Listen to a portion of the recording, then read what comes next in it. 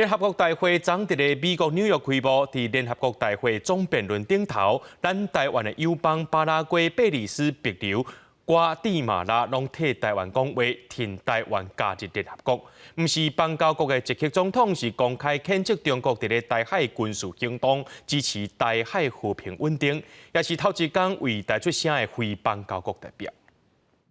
En ese sentido, el gobierno de Paraguay expresa su apoyo a la República de China Taiwán para ser parte integral del sistema de las Naciones Unidas. 中国国才打就一个巴拉圭总统贝尼亚伫联合国大会作辩论，一个上场就挺台湾加入联合国，加上瓜地马拉、秘鲁、甲贝里斯，两国友邦元首拢讲到支持台湾，无应该红排除在外。Esta organización tenga excluido a un país como Taiwán. Guatemala exhorta a las Naciones Unidas a que se agoten todas las medidas que sean necesarias para garantizar la paz y la seguridad internacionales en el estrecho de Taiwán. We urge the United Nations and all parties involved in the Taiwan Straits to exercise restraint and seek a peaceful resolution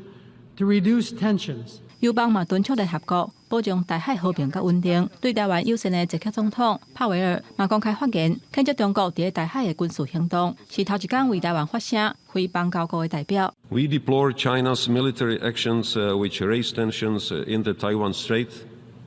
and its unfriendly actions against partners in the South China Sea. 除了台湾加入联合国的议题，11月由美国主办的 APEC 领袖峰会，由联邦众议员固定带头的25个共和党籍的议员，搁一届写配合国务卿布林肯，要求邀请总统蔡英文参加峰会，认为台湾应该得到 APEC 成员国同款的待遇。